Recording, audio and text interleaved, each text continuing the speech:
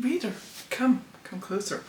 It is time to talk about my HerCat progress for the month of January. So we are past the midway point in the HerCat experience. I do have to kind of check if I actually have all the categories in my overview.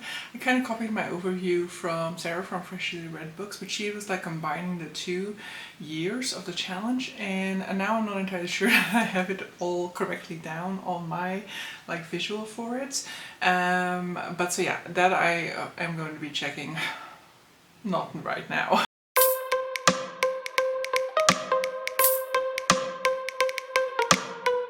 So today we're just going to be looking at the progress that I made in the month of January, the books that I read in the month of January, and what they were able to, like how much closer they were able to get me to completing my HerCat challenge.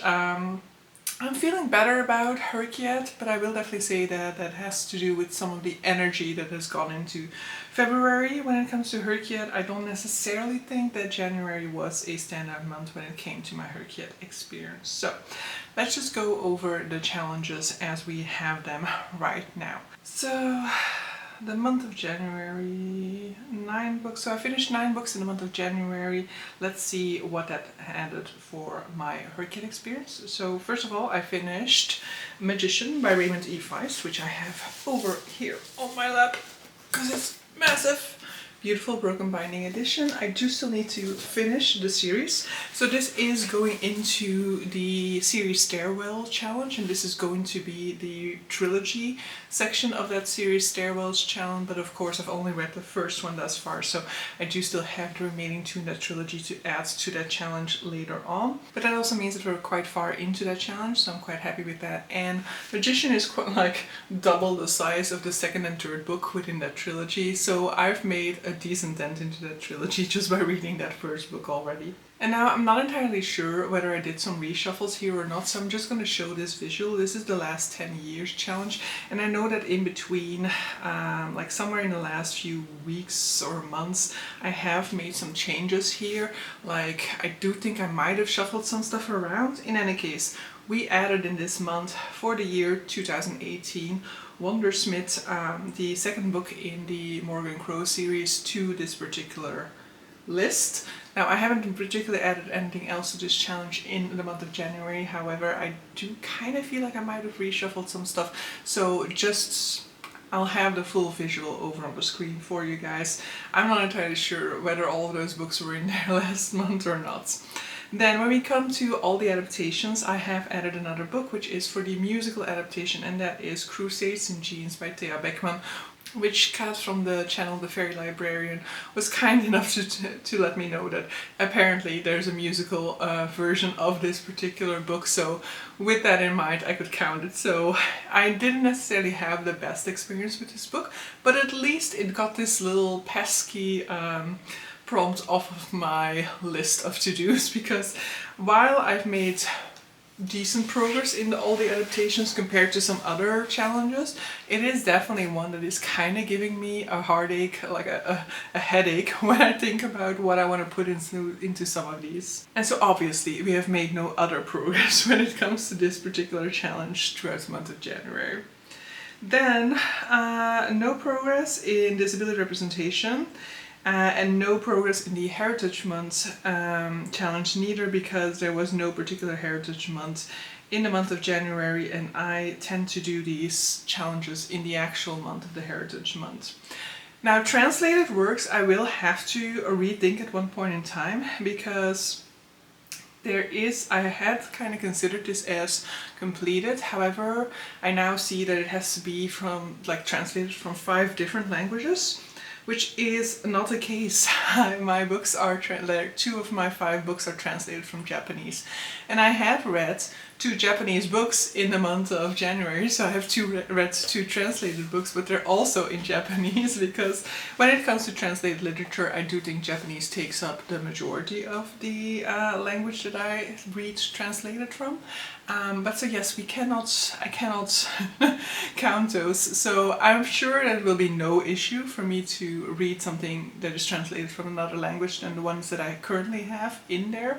But I'm currently gonna leave it completed, and then I will swap one of these books out whenever I finally get around to a translated book from a language that counts. I might even have already done so, it's just that I have not taken the effort to try and see if in any of my past months I've read a book in translation that is from another language, because currently I'm counting Japanese, French, Korean and Norwegian as languages that I've read translated from. The next challenge that I've made progress in is the Avatar challenge, because I finally decided not to be like not to make it such a hustle, you know, not be like, okay, I need like a book that perfectly covers this particular prompt, you know. If the challenge is to read a book that either has water in the title or water on the cover, I don't need it to be fully water, which is basically what my brain was wanting to do, right? It needs to be something that immediately makes me think water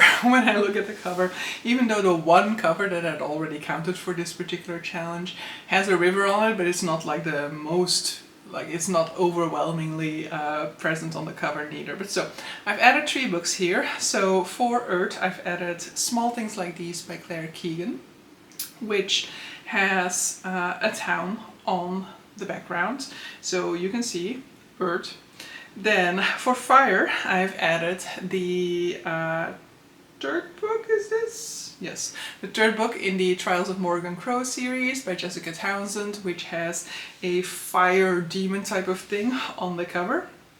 And then for Air, I have added the Healing Hippo of Hinode Park. Actually, I have Small Things Like This on my lap as well.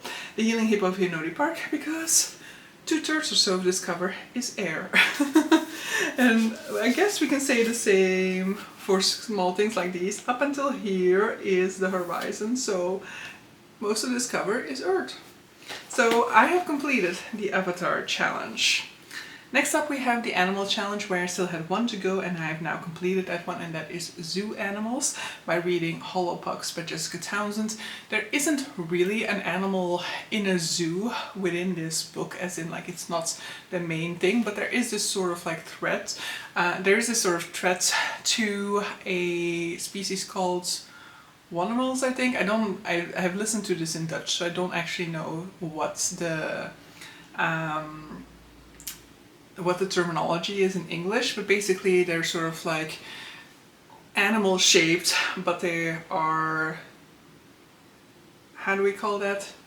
They're anthropomorphized animals. They're animals who basically can speak, can interact like normal humans, who are basically like, they aren't prone to the same sort of like base instinct as their fully animal versions are. And there's a threat to these creatures in that, and there's a threat to this species in the sense that some of them are turning more into the animal version of the shape that we see. And so the threat to them is that they would then potentially have to be kept in zoos as well. So I think it has a very clear zoo link in that regard. In any case, the type of animals that are portrayed within this, in any case, the type of animal shapes that we see for these Wonimals, I think, in this book, some of them is like a bear, I think there's also like a leopard, so these are zoo animals, you know.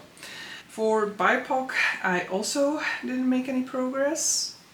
I had a really good start to this challenge, and now I'm just like not getting there. But also I'm not getting there because some of the books that I could count books for this in January actually. So we are adding Sayaka Murata as a BIPOC author. Sayaka Murata is a Japanese woman, and this is a short story by her that I read in the month of January.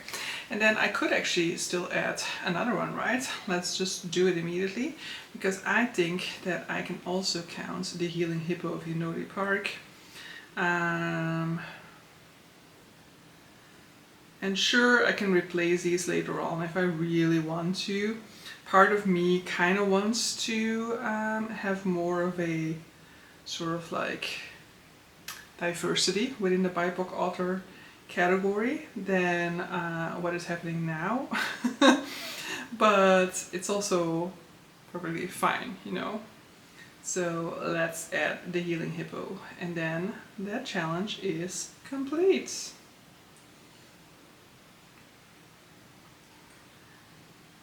Nice! I mean, I've completed a few within this video already, right? So the month of January is going much better than I thought I did for the month of January.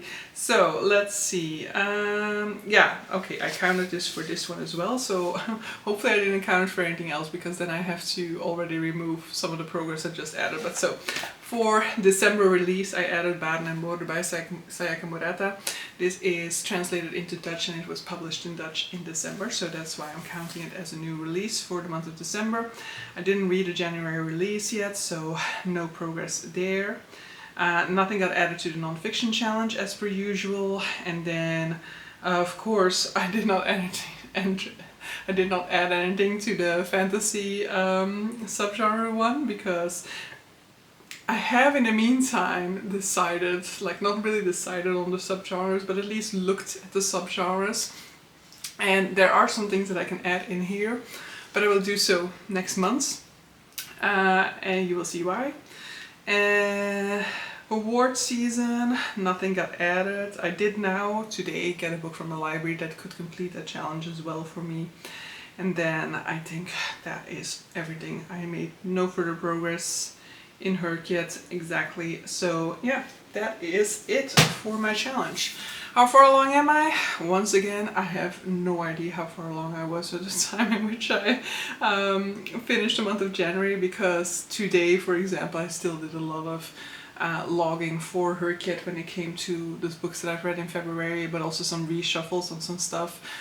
So in that regard, I'm really not that sure about what I like how far along I was in January, but I do feel like we've completed a few things within this video. Like we've completed the Avatar challenge. Now we've also unexpectedly completed the BIPOC author challenge. We've completed the animal challenge. So 3 challenges at least that we completed within this video, so that's looking good, right? So yeah, I'm staying positive about this whole challenge. I think it's definitely going to be possible for me to finish. And as a little bit of a teaser, I can already tell you that in February I'm going to be focusing a little bit more on, for example, the bigger queer alphabet challenge. I've so far added a few to that, and I'm hoping to add maybe one more still, but I don't have that much time left, and I am already reading 3 books at this time currently, so maybe not, maybe the progress isn't going to be as high as I'd hoped for, but at least I've made some progress now, and so it's not looking as bad as it is looking at this point in time. But so yeah, hope you guys enjoyed this video and see you guys for the next one. Bye!